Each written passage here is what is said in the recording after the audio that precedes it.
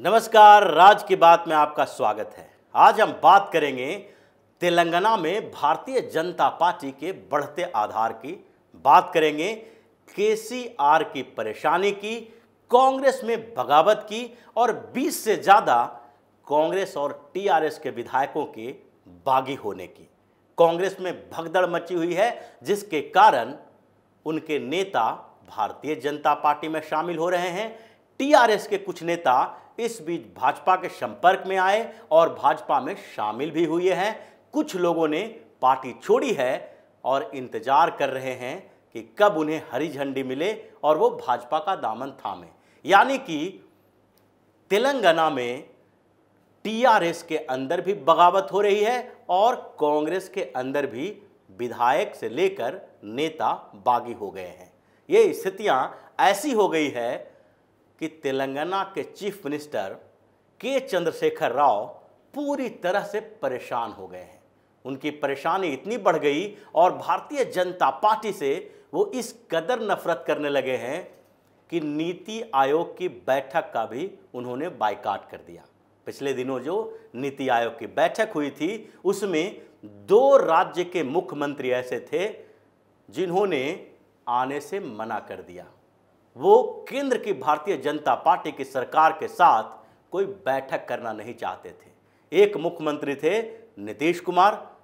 नीतीश कुमार भी भारतीय जनता पार्टी के खिलाफ कॉन्स्पिरेसी कर रहे थे और इसलिए उस बीच पीएम मोदी के साथ बैठक में शामिल होना नहीं चाहते थे। उनकी प्लानिंग अलग चल रही थी और उस प्लानिंग का नतीजा अब सामने दिखाई पड़ रहा है कि नीतीश कुमार 3 दिनों के अंदर ही पूरी तरह से पलट गए। महागठबंधन के साथ फिर से सरकार बनाने की तैयारी करने लगे।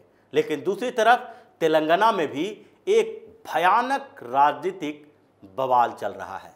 वहां पर टीआरएस यानी तेलंगाना राष्ट्र समिति परेशान है और केसीआर इसी के कारण इतनी परेशानी में है कि उनको लगने लगा है कि अब जो अगले साल लगभग दिसंबर में जो चुनाव होने वाले हैं, उसमें उनकी कुर्सी चली जाएगी। केसीआर बार बार भारतीय जनता पार्टी के खिलाफ एक मोर्चा बनाने की तैयारी भी कर रहे हैं और उसी तैयारी का नतीजा है कि इस बीच केसीआर को बड़ा झटका लगा है। उसके कई विधायक अभी पार्टी छोड़ने की तैयारी में हैं। ऐसा माना जा रहा है कि 16 से ज़्यादा टीआरएस के विधायक हैं, वो पार्टी छोड़ने वाले हैं और वहां पर उपचुनाव होगा, क्योंकि वो भारतीय जनता पार्टी के साथ भी जाने वाले हैं। वारंगल के एक बड़े नेता और टीआरएस कैबिनेट के मंत्री, उनके भाई भी भारतीय जनता पार्टी में शामिल होने वाले हैं और उन्होंने टीआरएस को छोड़ दिया है। ये अचानक से बदलाव हुआ और जो टीआरएस के मंत्री हैं के चंद्रशेखर राव के बहुत नज़दीकी मंत्रियों और लोगों में से एक दयाकर राव, उनके भाई प्रदीप राव ने अचानक से पार्टी की सदस्यता छोड़ दी। केसीआर परेशान हुए और उन्होंने अपने 2 नेताओं को प्रदीप राव के पास भेजा कि उन्हें किसी तरह से समझा बुझाकर पार्टी में वापस लाया जाए। लेकिन प्रदीप राव मानने के लिए तैयार नहीं थे। उन्होंने वारंगल में जो टीआरएस की सरकार है, उसकी दोहरी नीति का हवाला दिया।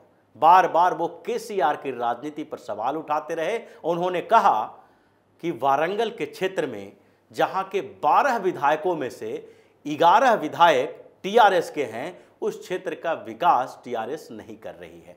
वहां के लोगों को दोहरे तरीके से धोखा दे रही है और जो भी कमेटियां बनती है, जो डेवलपमेंट के काम होते हैं, वो टीआरएस के नेता ऐसे हड़प लेते हैं जैसे कि भ्रष्टाचार के दलदल में बिल्कुल सने हुए हैं। ये पूरी तरह से पश्चिम बंगाल वाली स्थिति हो गई है। इसलिए प्रदीप राव ने टीआरएस में वापस जाने से मना कर दिया और उनका ये भी मानना है कि अभी जो वारंगल के क्षेत्र में कुल 11 टीआरएस के विधायक हैं, उसमें से 8 उनके संपर्क में हैं और वो कभी भी केसीआर का साथ छोड़ सकते हैं। कुछ ऐसी स्थिति अलग अलग क्षेत्रों में भी है और कोमाती रेड्डी जो टीआरएस के विधायक हैं, उन्होंने भी लगभग ये मन बना लिया है कि वो पार्टी का साथ छोड़ने वाले हैं और वो इस्तीफा दे देंगे। यानी कि अलग अलग तरीके से देखा जाए तो टीआरएस की परेशानी बढ़ी हुई है। के चंद्रशेखर राव लगभग ये मान चुके हैं कि उनके 15-16 विधायक कभी भी पार्टी का साथ छोड़ सकते हैं और कुछ नेता पहले ही साथ छोड़ चुके हैं। कुछ इसी तरह की स्थिति कांग्रेस की भी हो रही है, क्योंकि कांग्रेस में एक के बाद एक इस्तीफे का दौर चल रहा है। कुछ समय पहले ही दोसाझु श्रवण जो कांग्रेस के एक बड़े नेता हैं और तेलंगाना में उनकी एक अहमियत होती है, वो बड़े नेता इसलिए माने जाते हैं क्योंकि कांग्रेस को तेलंगाना में जीवित रखने में उनकी बड़ी भूमिका मानी जाती थी। लेकिन दोसाझु श्रवण ने पार्टी छोड़ दी और पार्टी छोड़ने के बाद उन्होंने भारतीय जनता पार्टी का दामन थाम लिया। उन्होंने कहा कि कांग्रेस की कार्यशैली से तेलंगाना के नेता इतने परेशान हैं कि अब वो चाहते हैं कि किसी भी स्तर पर वो पार्टी के साथ न रहें, और इसलिए उन्होंने संकेत दिया कि अगले कुछ दिनों में कांग्रेस पूरी तरह से बिखर जाएगी और कई कांग्रेस के नेता, यहाँ तक कि कांग्रेसी विधायक भी पार्टी छोड़ने वाले हैं, वो भारतीय जनता पार्टी के साथ आएंगे। अब तेलंगाना में जो स्थितियां बदल रही है उसको इस स्तर पर तो नहीं कहा जा सकता कि वहां पर सरकार गिर जाएगी टीआरएस की, यानी के चंद्रशेखर राव को अभी पूरी तरह से सरकार गिरने की स्थिति नहीं है, क्योंकि वहां पर उनके पास 88 विधायक भी हैं और 88 विधायक काफ़ी है 116 सदस्यीय विधानसभा के लिए। भारतीय जनता पार्टी वहां पर बड़ा अभियान चला रही है और इस बीच भाजपा के जो प्रांत प्रमुख हैं, यानी कि तेलंगाना के बीजेपी प्रमुख संजय कुमार अभी पद यात्रा कर रहे हैं। संकल्प पद यात्रा में लोगों के साथ मुलाकात कर रहे हैं। ये पूरा डिजाइन पिछले दिनों अमित शाह की जो यात्रा हुई थी, जो दौरा हुआ था तेलंगाना में, उस समय डिजाइन किया गया था और अमित शाह ने पूरा प्लान बनाया था कि अब तेलंगाना में किसी भी तरह से भारतीय जनता पार्टी की जीत होनी चाहिए।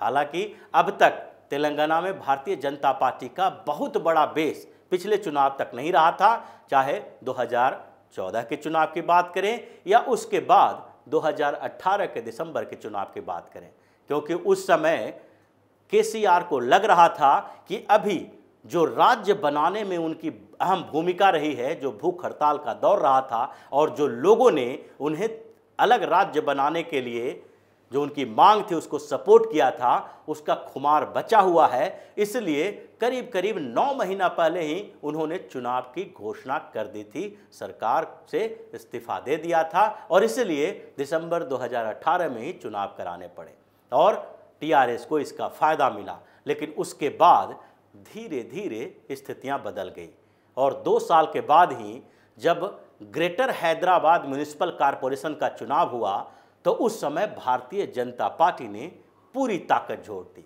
और 150 सदस्यों वाली जो ग्रेटर हैदराबाद म्युनिसिपल कॉरपोरेशन है उसमें टीआरएस को उसकी औकात दिखा दी।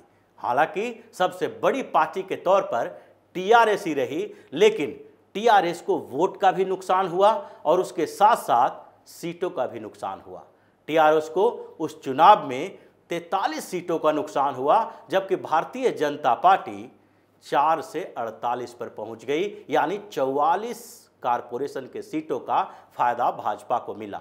और ग्रेटर हैदराबाद म्युनिसिपल कॉरपोरेशन के चुनाव ने भारतीय जनता पार्टी को एक ऊर्जा दी, एक संकेत दिया कि अब के चंद्रशेखर राव जो हैं उनका जादू खत्म हो रहा है और तेलंगाना में स्पेस पूरी तरह से खाली है। तेलंगाना में टीडीपी की स्थिति बहुत कमजोर है, क्योंकि पिछले चुनाव में सिर्फ 2 सीटों पर उसकी जीत हुई थी, उससे पहले उसके हवाले 15 सीटें थी।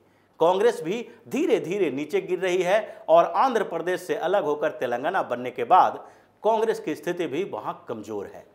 और ऐसी स्थिति में टीआरएस को चुनौती देने के लिए एक भारतीय जनता पार्टी ही ऐसी है जो वहां पर के चंद्रशेखर राव से सत्ता छीन सकती है। और इसलिए अमित शाह ने वहां का दौरा शुरू किया, वहां के नेताओं से मुलाकात की, प्लानिंग बनाई और तेलंगाना में भारतीय जनता पार्टी के आधार बढ़ाने के लिए पिछले 1 साल से लगभग जनसंपर्क यात्रा की जा रही है। पिछले दिनों एक यात्रा खत्म हुई थी तो अमित शाह तेलंगाना पहुंचे थे और हैदराबाद में एक बड़ी बैठक हुई थी, बड़ी रैली भी हुई थी। उसमें केसीआर ने उससे पहले ही अपने पूरे कुनबे के साथ भारतीय जनता पार्टी के ऊपर हमला करना शुरू कर दिया था। वहां पर अभी परिवारवाद की लड़ाई चल रही है। केसीआर के बेटे और बेटी सारे के सारे पार्टी पर कब्जा किए हुए हैं और भारतीय जनता पार्टी के लिए एक बड़ा मुद्दा है कि केसीआर के साथ जो संघर्ष करने वाले लोग थे, जिन्होंने तेलंगाना बनाने में अहम भूमिका निभाई, वो आज साइडलाइन हो चुके हैं और अब पूरी की पूरी पार्टी उनके पूरे खानदान में के बीच सिमट कर रह गई है। इसलिए टीआरएस के अंदर बगावत शुरू हो गया है और 15 से 16 विधायक उसके इस्तीफा देने वाले हैं। इसके बाद टीआरएस में फिर से भूचाल आएगा और संभावना इस बात की भी है कि हो सकता है जो इसके उपचुनाव हों और उपचुनाव में भारतीय जनता पार्टी की जो बढ़त मिलेगी, उसके बाद टीआरएस में एक दूसरी बड़ी बगावत होगी और चुनाव से पहले ही सरकार गिरने की भी संभावना दिखाई पड़ रही है, क्योंकि कांग्रेस ने तो लगभग पहले ही सरेंडर कर दिया है कि तेलंगाना में वो अब चुनाव में कोई चुनौती नहीं बन सकती है। इसलिए तेलंगाना के रास्ते अब तमिलनाडु और केरल तक पहुंचने का जो भारतीय जनता पार्टी का दक्षिण भारत का अभियान है, उसकी शुरुआत हो गई है और टीआरएस और कांग्रेस के अंदर जो बगावत हुए हैं, उसका बड़ा असर कुछ समय में ही दिखाई पड़ने वाला है। तो इसी तरह की खबरों के साथ फिर से हाजिर होंगे। तब तक के लिए बने रहिए हमारे साथ और देते रहिए हमें सहयोग, ताकि इसी तरह की खबर हम आपके लिए लाते रहें। धन्यवाद।